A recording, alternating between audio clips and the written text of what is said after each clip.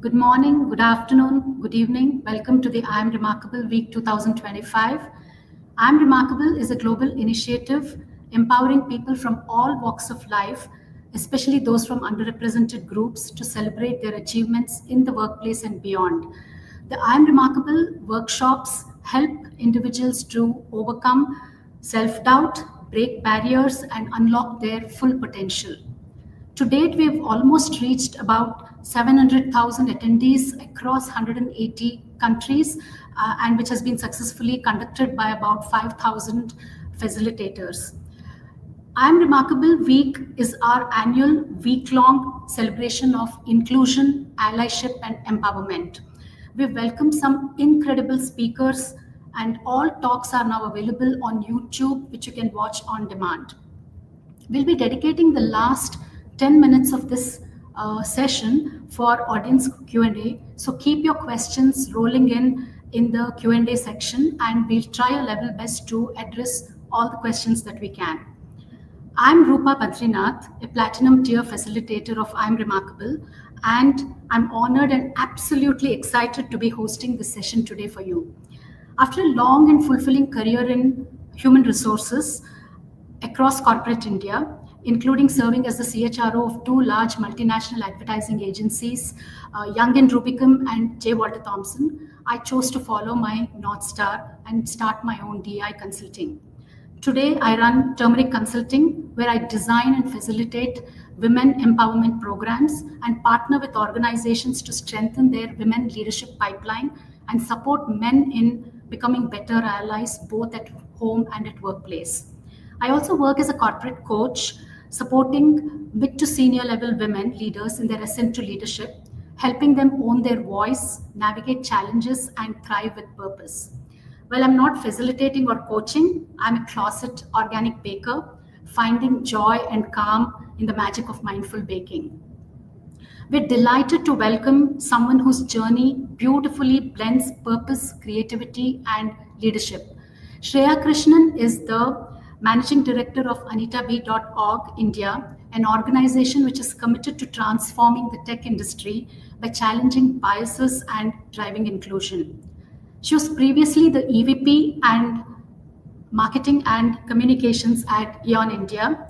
She's on the board of multiple organizations and NGOs, in addition to working in the space of activism, dance, theater, poetry, blogging, sustainability, modeling, and acting. She's also co-authored a book, Words Matter. Over to you, Shreya, to introduce yourself. Thank you so much, Rupa. And it's so amazing to be part of the IAmRemarkable Week. So thank you for having me. Very often when people ask me about what I do, I switch very easily into who I am. I think I'm an explorer of many worlds. I love being receptive to new spaces, new conversations, new people.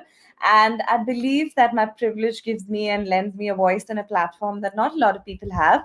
So I'm always leaning towards using that to be able to speak up for those that I represent in the world around me. So super excited and super thrilled to be here. And Rupa, so lovely to hear about your organic baking. I think all of us have those little quirks on the side that we enjoy and explore. So lovely to hear about that too. That's so wonderful, Shreya, especially when you spoke about privilege. It's so very important to acknowledge the privileges that we all enjoy, right? Now, you've held many roles: corporate leader, poet, performer, activist. How have you learned to bring all these identities into the same room without leaving parts of yourself behind? How have you managed to do that so well? I think when you look at career, it's never a ladder. It's never a vertical upsurge, right? I've always seen my career as a very cohesive, circular. I believe very strongly in the circular economy, and I believe careers can also be very circular and lateral. So I've always looked at every opportunity as a way to really learn something or understand something new or lend myself to something that I may be good at that I can sort of offer as a not as a paid forward but also as a way to as a testament to the kind of work that happens in the world around us. So that's what I believe very strongly in, and I think that's what happens when you go after opportunities not as things that are going to really help you grow and scale, but as things that you can lean into to learn and network and pay it forward. So that's where you don't leave bits of yourself behind. You gather all of them. My dance informs my leadership, informs my purpose, informs my activism. So I think it's a very cohesive kind of a coming together of all of the things that I do. And when you were to look at it, it's just creativity blended with action. Really, that's all it is. That's wonderful. The way you put it, creativity blended with action, right? That's so beautiful. Now, in your experience, in your long experience, Shreya, what are the most common barriers that stop people, especially women, from living and leading authentically? What do you think are the barriers? So I think fundamentally it's conditioning. Like a lot of us think it's the environments that we work in or operate in. So a lot of our programming for a lot of inclusion strategies are external. But what we forget to remember is how deeply internal and intrinsic the conditioning that we've been raised with is. And that's so common across borders, right? It's not just Indian women, it's women around the world. We're taught very strongly from a very deeply patriarchal, misogynistic world as to the kind of roles that we should hold. We're constantly told how to navigate patriarchy, not dismantle it. The whole white feminist movement talks about that, right? So when you think about it, I think it's more about how do you really go into yourself and how do you break those patterns of conditioning that have been stamped into you. And your authenticity is your voice and it's your truth. It's not the truth that is informed by the world that's telling you how you should be, but you reminding yourself what you need to break, what are the shadows you need to integrate, what is the self that you need to see, and sit at the altar of yourself and really go into who that person is within and how that person is driven by those external voices versus what you intrinsically want. So I very strongly believe that it's self work that actually pushes us into spaces of authentic leadership. Of course, the external environment matters, but until you change what's going on inside of you, you're not going to be able to change what's going on outside of you. That's brilliant. Actually, when you're talking about the inner work is the core of this whole conversation here to be an authentic leader, right? So, are there any tips that you would like to give to some women? Especially the women that I speak to a lot in my coaching work as well as in my mentoring work. A whole lot of them struggle with being authentic leaders. They're very worried that are they revealing too much of themselves by being authentic in a world where there are fewer people who like them, for example, right? Are there any simple tips that you would like to give such women who are struggling? I think the first thing is to understand your uniqueness and your authenticity as a strength and not look at it as something that's flawed. We're all intrinsically flawed. We're all imperfect, and that's nature of being human. Women are very often taught to benchmark or measure themselves against very high standards, right? So you will see that perpetuating across various aspects of whether we're leading, whether we're, sort of participating in a performance review. Wherever we are, the standards we hold ourselves to are very, very high, which is a good thing, but it can't be an impediment in our growth journey. So I think one of the biggest things to understand is your uniqueness and your authenticity is a strength. It's a voice that you should not diminish. It's not compliance that's going to help you break out. It's rebellion, and it's sacred rebellion, right? It's rage. It's understanding this collective anger that we hold. It's sort of going into those parts of ourselves that we've silenced over time because we've been told, oh, that's not nice. It's not becoming. It doesn't look good on you. You know, I'm tired of people telling me what looks good on me, right? I am believing in the fact that my aggression, if it's a problem, it's your perception, because I'm just being assertive. If you're calling me intimidating, then you're intimidated. That's just you being intimidated. That's not me. That I'm tired of people pointing at me. Sometimes it's gentle to sort of look and call the other person in and tell them, where is that judgment coming from? Right? But to do that, you need to break that judgment within yourself. So that's why it's so important to first ask yourself, is this judgment of my authenticity external to me, or is it my own? If it's my own, is it coming from a space of kindness, empathy, goodness for me to scale up, or is it holding me back? Right? So asking yourself these pertinent questions about where does some of this self-worth connected judgment come from is one of the first steps to breaking those massive standards we hold ourselves to, which often are not very progressive but regressive in the way we treat ourselves in spaces that we're in. Thank you so much for that, Shreya, because this ties so well with what we say in I'm Remarkable, which is all about, it's not just about how you are stopping others. It is about asking yourself, how are you stopping yourself, right? By holding such high standards for yourself, and also perfectionism, which is the bane of women, really, Yeah. right? I mean, that is Yeah. something we keep seeing in our work day in and day out. Now, on moving on to a different track altogether, how has your work as a performer and a poet influenced your leadership in the corporate world? Do you see art as a tool for change? Yeah, I think when we're talking about STEM now, especially, we keep talking about STEAM, because when you talk about art, when you talk about poetry, when you talk about language, art, poetry is a language of communication, and art teaches you deep empathy. Art is inclusive. Art gives you an access to many worlds that you probably didn't expose yourself to if you were a very strongly STEM person and you're exposed to science. I think the balance of science and art brings together this magical infusion of something that's so potent in its narrative that you're able to lean into so much more than just everyday, rigor. Because we're all tired, but art fills the soul. It's like fuel for you to be able to step up and step into that truth that you carry within you. I am a performance poet. There are so many stages I've been on that I've, either opened or closed with a poem, and I've always recognized the magic that it fills the room with.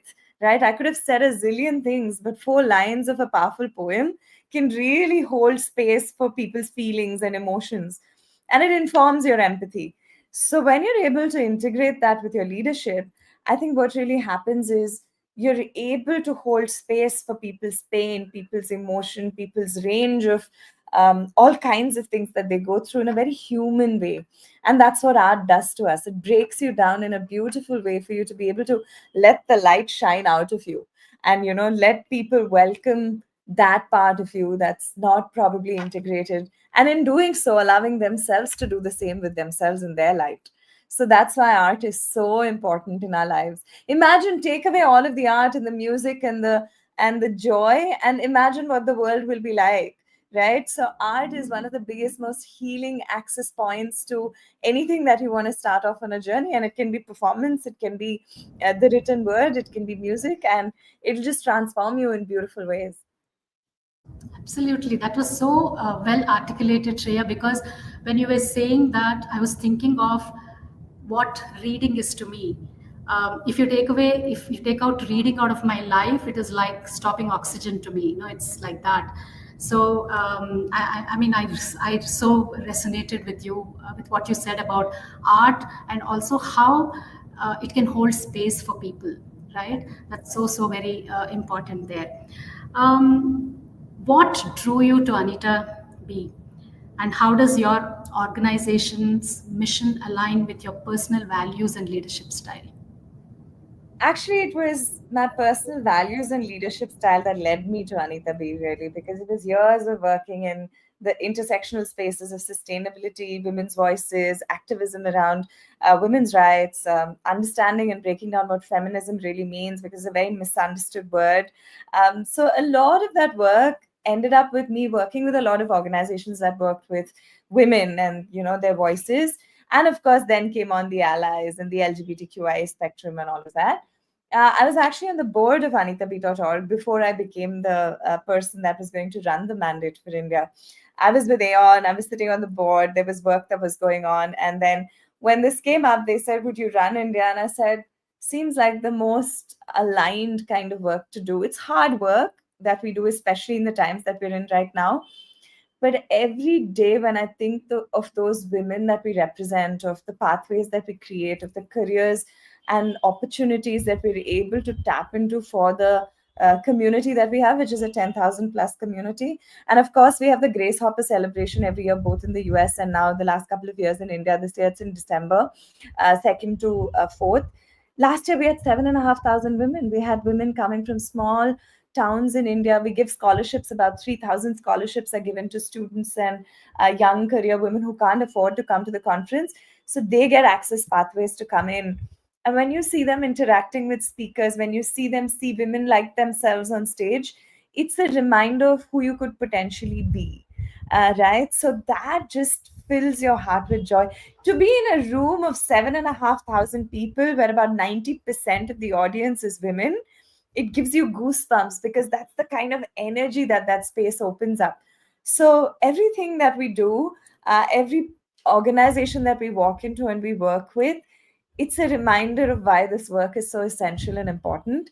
And I think that's why I lean towards it, because it's ingrained in my DNA and I've been doing this work for so long. It's just that now my day job and my purpose are so deeply interconnected that it just is a very rare thing, and I'm blessed to be able to hold fort and do this today. It is humbling and it is a privilege.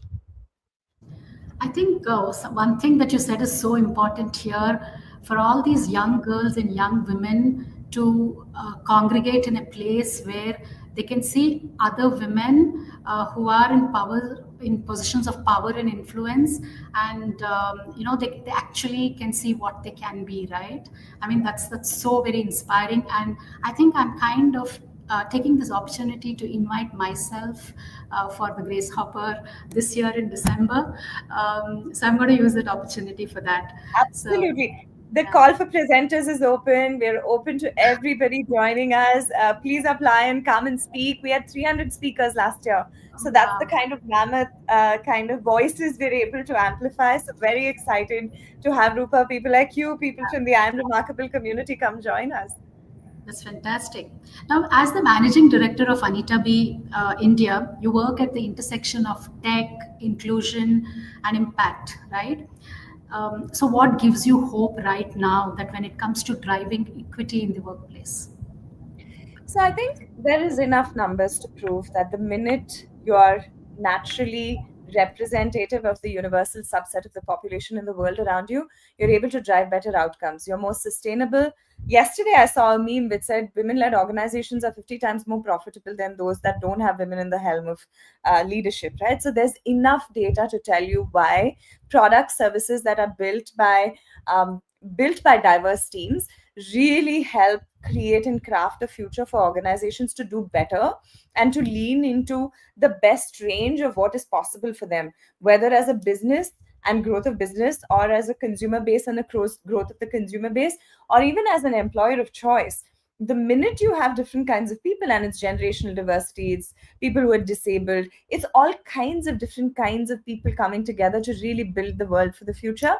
And that in itself is such a potent way for us to be able to grow organizations. So that's a constant reminder to me that this work is not just, it's not CSR, it is actual strategic work that actually goes into being able to build a future that's equitable for everyone, that has access for people with curly hair for gadgets that are designed for that.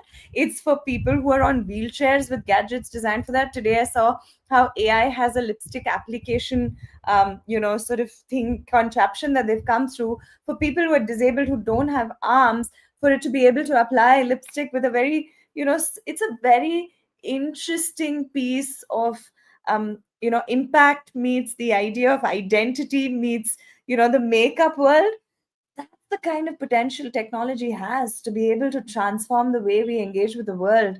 And the more different voices that you sort of push into it, the more there is going to be innovation, and the more there's going to be newer things that are going to support this journey. So I think it's fantastic what it gives us as a landscape to be able to grow from. I think you put the intersection so beautifully well here, because I think that's something that the corporate world should not be missing out on, because we tend to focus, we become very binary many times, and I think the intersectionality is something that kind of gets lost in translation. I'm so glad that you brought it up in terms of how they all intersect, and when it all leads to so many things that you spoke about. For example, if it's going to lead to innovative products, it's definitely going to lead to better profits as well for the organizations, right? And I don't see any reason why they should not be looking at a very diverse set of people working in the company, creating all those beautiful products for anybody and everybody who have who possibly are not able to access them right now, let us say. I think that's great, and the work that you all are doing in that space is so very inspiring, really. Can you just share an example of an initiative or a program, let us say, that you've led at Anita B, that you're very proud of, which makes you swell with pride? I think our advancing inclusion program, which is the program where we give young girls from tier 3, tier 4 towns and villages in India access to our membership community. They get access to all of the networking. They're invited to come and join the tech and non-tech learning. They're given spaces and opportunities to interview some women on platforms. We work and collaborate with an entire not-for-profit ecosystem where we sort of bring together different voices. And I think to see that community, because like we spoke about it already, for young girls to be able to see what women could potentially achieve as they grow, and to see women, like you said, in positions of power and influence, and to be able to really lean into that is transformative, because they have never thought that they could see people from tier 2, tier 3 towns sitting on stage sharing their journey and sharing their story, and now suddenly they've unlocked it in their head saying, hey, if this person can be that, we can be that too. So you're unlocking dreams for them, you're unlocking spaces they didn't know they had access to before, you're creating pathways for them. So I think when I see that, when I see some of our leadership programs where women are able to, like what you were saying, right? When you see the purpose in somebody shift from self doubt to strength to moving towards their best, highest possible potential, you can see that trajectory open. And when you're able to enable that even in a very small way, it just is so inspiring, because you are not the inspiration, they are.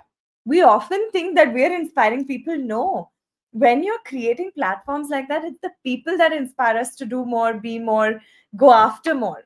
And that's the inspiration that's so heady. And it's beautiful, because that kind of addiction, I'm all up for it, right? Because that means you're able to do more of that. When you said this, what reminded me was something that we speak about in I'm Remarkable, which is about, when you start speaking about your achievements, it's not always just about you.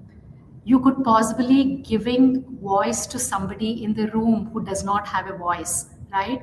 And that is something that what you said just now resonates so well, because it's also seeing people claim those spaces which they never thought that existed, or possibly some doors that they never thought existed, which is opening to them right now, right? So I think it's great what you're doing at Anita B, especially in the field of women empowerment there. Now, what are some of the biggest challenges that you see that women face in tech in India today? And how are you as an organization working to address them? One is access to leadership, because it's a lot of, you have a very small 10 to 8% in senior leadership in tech in India and women. And two is the drop off rates, right? The minute you see, it's almost, you can look at the trajectory of the percentage of participation. Early careers 35%, then mid career drops to 26%, senior careers down to 14%, and in CXO levels it's 8%. So you see how it's directly linked to biological clocks and marriage, and the trajectory is so interestingly defined. So I think one of the most important things that we need to nurture in our ecosystem is women entrepreneurship. We need to throw entrepreneurship showers, right, instead of baby showers. We can throw the baby shower, but can we celebrate somebody starting up as much, right? Can we celebrate the first paycheck as much as we're building up the dream to this massive mammoth big fat Indian wedding that often happens and is the beginning and end of most people's dreamscapes, right? So there's a very deeply ingrained fabric of sort of achievements that we path for our girls, which are very different from the pathways we put up for our boys. And they're both problematic because they're not based on choice of the person or the individual or their strengths or their capability. It's based on mass acceptance of what gender should or be designed to look like. So when you look at a lot of these, it's a lot about psychology. It's a lot about creating safety in being able to be at a workplace and be yourself and be authentic and be real, and also be in a space of empathy without fear. And a lot of us have imbibed fear over the years so much that we don't even recognize it anymore. We think it's natural and intrinsic, right? The fact that we battle every single day from safety at a workplace, which is as simple as, how many incidents we've had in the last few years, right? For women's safety at a workplace. And the minute you penalize women for not being able to provide them with safe workplaces, you're again clipping their wings. So it's a very perpetuating, deeply messed up culture that we have, where we inform the woman to change the way their lives are designed to sort of suit the larger narrative and conform and somehow diminish themselves. So that needs to be broken really at the fundamental ecosystem level. And we need to equip our women to be able to break that collectively, right? A lot of those internalized voices often holds them back. So I think the work is there in the intersection of equipping workplaces by being able to provide equitable access and safety and all of that, and to also help the women stand up for it and raise their voices for it and demand it.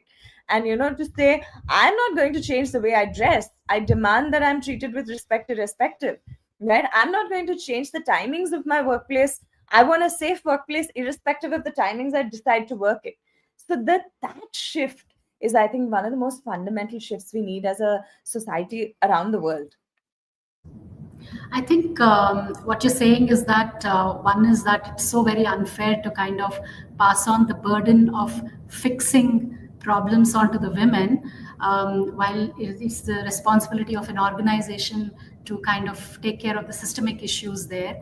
And then at the same time, I think it's so important for us to kind of also help women address some of the deeply ingrained social conditioning that they have grown up with as a child, as a teenager, then as an adult, and then you walk into the workplace with all those social conditioning which is intact. I think it makes so much sense there to have this going together, right? One is fix the systemic issues, and then at the same time enable women. I dislike the word empower, because I think Yeah. women are empowered already, right? You just enable them. You enable them with additional tools, right? So it's so Yeah. now it just kind of helps us to now segue into the next question that I want to ask you, is that what role do you see in this context that allyship can play, especially from men, to build more inclusive and a tech future world through the work that you do as an organization? So one of the biggest problems that I see with allyship in the way that it's spoken of now is it's a power equation, right? It's almost like, let me help you. This is not help. This is standing together, listening to each other, being aware of each other's stories, narratives to really change and transform the way we function. Right? The minute you make it an allyship of, oh, let me be your ally. I'm sorry, I don't need your protection. I don't want you to. Yes, I need you to champion my voice. Yes, I need you to show up as a equitable partner, whether it's at home or in the workplace. I think the thing about allyship is for way too long, we have left men out of the rooms in which women discuss these issues on an everyday basis, right? There are so many women's groups, CRGs, supports ecosystems, and there are no men there. It's all women talking to each other, and it's an echo chamber, right? So the minute we start involving men in those conversations, and the minute we start abdicating the responsibility of that again back to women and saying this is a collective, we're automatically changing the narrative. One thing that I keep saying is stop saying, what if it was your mother, sister, or daughter, and start asking, what if it was you? As a man, if you weren't given equal pay, as a man, if you weren't given equal opportunity, as a man, if your gender came in the way of your promotion, how would you feel? Because the minute you abdicated to mother, sister, daughter, there is no personal skin in the game. The minute you ask them, how would they be? Because if their gender interfered with the way their worlds were designed, because they are designed by them themselves, how would they feel? And that's when you really start changing the way they engage in these narratives. Yeah, thanks so much for that, Shreya, because this reminds me of some of the conversations that I've had with men on this front, and a whole lot of them have actually told me that they kind of tend to feel a little cornered whenever there is any conversation that happens around male allyship. They feel that they're not equipped. They don't know what the conversation that's happening behind the closed doors, as you said, of the all women led ERGs. They want to be part of that. They want to know where they can help, actually, where they can actually walk shoulder to shoulder with women to make it easier for them. So I think point well taken here, that it's so very important to involve men throughout the journey, in all organizations. If they are looking at, let us say, building some kind of an allyship program, it's so important to kind of co-opt them into the journey. And I think what I also liked about something that you said is that, in a different way I'm going to put it, is that I don't think people need saviors, right? We don't need somebody to walk in wearing a cape there and saving somebody. I don't think women need saving at all. They're quite strong. They can take care of themselves. All that they need is possibly, the dominant voices. The dominant voices, we know the corporate world, you started off by saying that there are hardly about 26% women in leadership positions. So, which basically means that the rest of them are all men. So, the dominant voices, if they can actually sit down and ask themselves the hard questions about what you said, what if it was me there in that place? What would happen to me? Am I being kind of, is there any kind of situations that I have to face? If they start asking those kind of questions, then I think it becomes so much more easier, and then they would automatically become allies, I feel. They Yeah, don't need to do anything, no interventions are needed, they become automatic allies at that point of time, right? Yeah, thanks so much for absolutely. that. Now, I'm going to come to the most interesting part of this session, where we ask all the guests who come on to this show, is that, what makes you remarkable, Shreya? Please begin your answer with, I am remarkable because. I shared a little bit of this in the video preview, and I will continue to go on from there. I think I'm remarkable because I'm unapologetic about who I am. I'm unapologetic about the spaces I occupy, the voice that I hold, and I'm deeply authentic, and I'm unapologetic about my authenticity. And I believe in deep, deep empathy, because empathy is not feeling sorry for somebody. Empathy is not standing in somebody else's shoes. Empathy is putting those shoes on for yourself and thinking, if this was me, if this happened to me, who would I be? Right? And that's when the narrative shifts. So I think I'm remarkable because I'm able to see the world with a view that's both authentic in its reality and ideological in the way I want to change it. So That's so nice. I mean, authenticity and being yourself, while it's easier said than done, but it is possible, right? I think the moment you realize that you just don't have to pretend to be somebody else, just be yourself, start feeling comfortable in your own skin, right?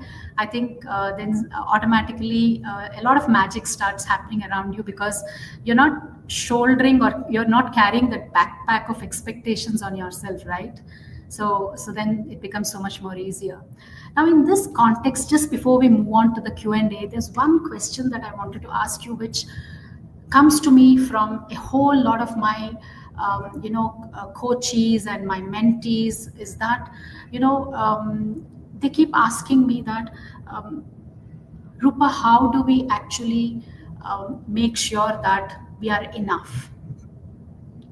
Because we always keep asking ourselves that, am I good enough for this, am I good enough for that? And that is what holds them back in meetings, that's what holds them back in asking for promotions, that is what holds them back for multiple things, both in their personal life as well as their professional life. Is there any piece of advice or your lived experience that you would like to share with these women? Rupa, to be very honest, I've been through those moments as well, right? Am I too much is sometimes that I ask myself. Or am I enough is also, both questions come up for me in different ways, right? Because sometimes when I'm battling one, it's the other that shows up and saying, hey, am I being too much? Am I too extra? Am I too in your face? Right? So that happens too. And then I have this question of self-worth saying, should I have so much privilege? Am I worthy of it? Is this really something that I am capable of doing? But what I've taught myself to ask myself is, what if I am more than enough? And what if I am not doing what I can do because I have this question? It's about questions that you ask yourself, right? It's all about the language in which you communicate with yourself and your inner work that I keep talking about. My question to myself is, what if I'm deserving of all of this? And then I'm abdicating the responsibility by saying, oh, I'm not enough. You know, there is responsibility that comes when you're equipped with something that you can do. And all of us have our circles of influence, right? So when we abdicate that, are we erasing the voices of those around us? Are we really giving away our voice to make room for something that's not authentic? I keep leaning back to that. What if I'm more than enough? And what if I'm not doing enough? Because I hold that accountability and responsibility for all the women that I'm a representative subset of. And how do I then amplify our collective voices to be able to stand together and say, I am enough? And then ask yourself the question of what if. Say I'm enough first, and then say what if. Yeah, that's so nice. I mean, it's also about shining the light on what are the things that you're missing out by asking yourself those questions, right? I think that that's very important. More often than not, we tend to forget that part, which is about what is it that I'm missing, by continuously feeding into my inner critic, or continuously asking myself if I'm enough, right? So that's great there. So what we are now going to be doing is that we're going to throw open the floor for the Q&A segment. So let us just go ahead and look at what people have to say, any questions that they have of you or me. That's an interesting one. Interesting one. So I think when I was with my corporate role at Aon, right, CSR sort of came in as one of the segments of work that I did, because I'd always worked with the social impact sector. So naturally, everybody would look at me and say, "Hey, you would know this not for profit." So CSR naturally came into the segment of what I would um, sort of work on. And then I think the whole idea of juggling creativity and corporate, when you see them as two separate things, it becomes a thing of juggle. But when you integrate them seamlessly, it becomes a lot more easier. So I've always sat on not-for-profit boards while I've been part of for-profit corporate segment, workplaces. I've always looked at seeing how can I volunteer, how can I show up, how can I be the brand ambassador in spaces. Last year I won Miss Universal Empowerment, which is a global empowerment, for lack of a better word, pageant. And the whole idea was for different women from different countries to be able to come together collectively and share the stories of impact that they're driving in each of their countries. And it's so inspiring to see, right? So when you separate the two, then it becomes a question of juggling. But when they're deeply integrated, which is my body of work, and I keep saying this, my Saturdays are committed to a lot of these pro bono pieces of work that I end up doing and showing up for. And I've enjoyed it because today, when I'm able to create an Anita B Forward Together Pavilion, we're able to integrate so beautifully with so many of the not for profits that I've worked with in the past. And it's not a fresh relationship that we're stepping into. So I think I see it as a very uniquely blended kind of an environment where all of it is it's like a little khichdi. And for those of you that are not Indian, khichdi is like a one pot meal that you put everything into and cook together. So that's how I see it. So Great, thanks for that. We'll just. So the next question here says, what advice would you give young women entering the workforce? I think to start early. I think all of us, I think Rupa will resonate with me. It took us about 15 to 20 years of working in the corporate workspace to start leaning into our inner wisdom, to start working on ourselves, to start working on our conditioning. So, for young women who are entering the workforce, it's not tips or tricks or hacks. You'll get enough of that. AI will tell you all of that. What I will tell you is start working on yourself, whether it's journaling, whether it's some form of meditative practice or spirituality, whether it's psychology or therapy, access to mental health tools to sort of help you go, because all of us have a mental load. There is so much that happens in our lives with our bodies, and a deep understanding of our mind, our body, and our soul is very essential to leadership as you grow, and it will really equip you with the resources that you need. So I think the answer to that is start leaning into yourself and start self work on all aspects of who you are, because that will give you a healthy mind, a healthy body, and a healthy integration of the two. Just to add to what you said, Shreya, is that I think for women, it's very, very important also to be kind to themselves. I think Yeah. that's and to be less self-critical. I think those two things are very, very important. Begin that journey very early in your career, where you're kind to yourself and also you're less critical of who you are as a person. Yeah, and take feedback only from places that mean well, right?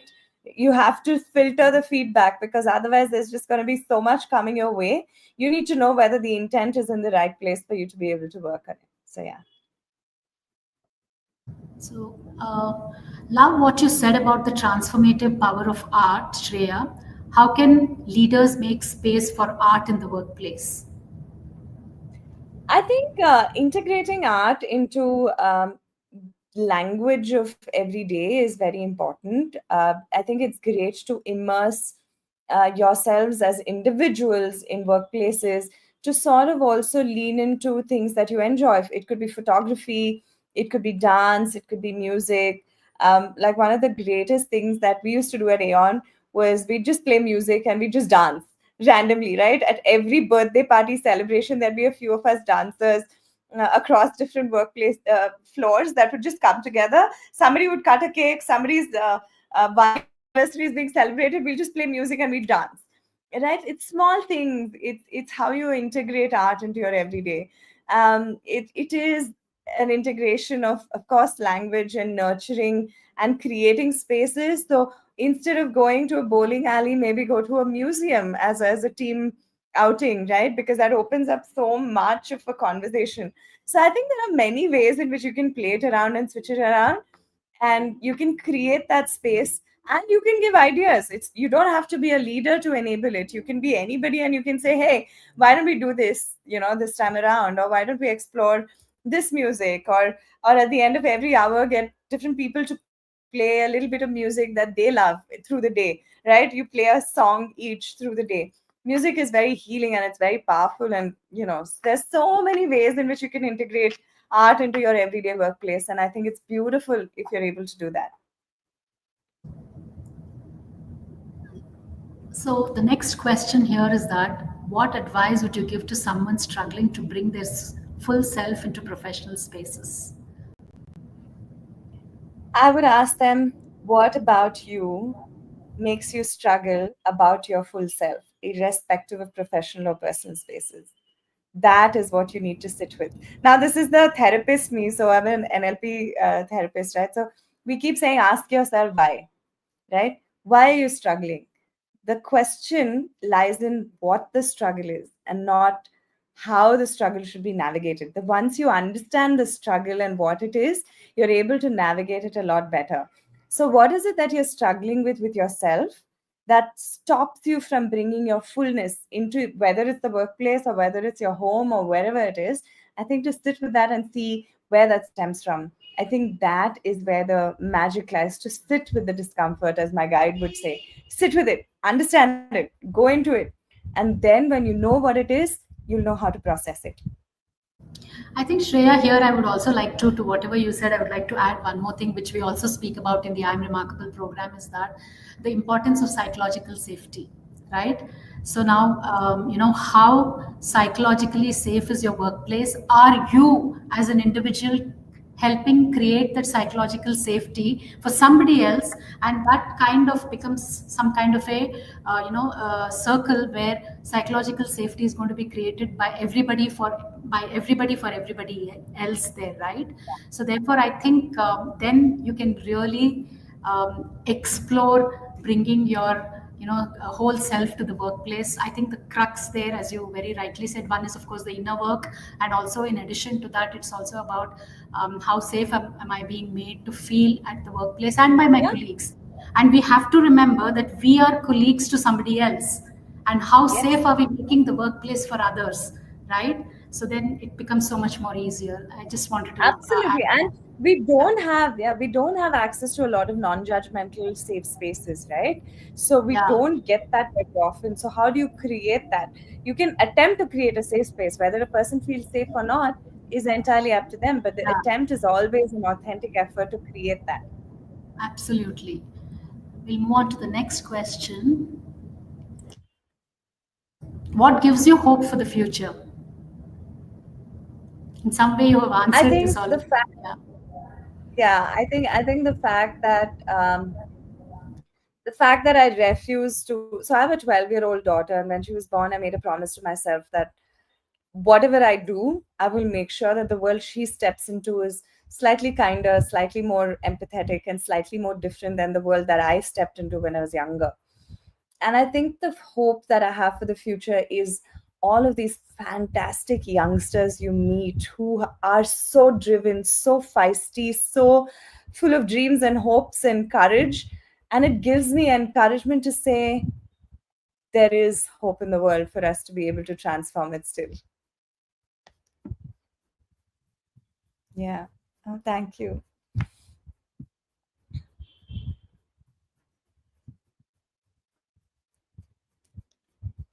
Thank you, Sylvia. Thank you. Yeah, absolutely. I think it's important we start calling the system for what it's doing. So, yeah.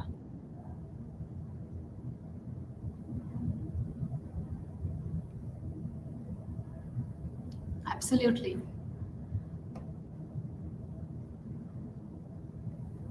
Yes. What a lovely conversation, Rupa. Thank you so much. Thank you to the I Am Remarkable community. I think all of you are so fascinatingly remarkable. It's so lovely to know that there is an entire bunch of women sort of standing up for each other and reminding ourselves of how incredibly remarkable we each one of us are, and really celebrating that. So, thank you to Team I Am Remarkable for having us here today. Thank you. Thank you so much, Shreya, for sharing such powerful insights and reminding us what it truly means to lead with heart. A quick reminder to all of you who are attending this session today is that the session has been recorded and it will be available soon on the I Am Remarkable YouTube channel.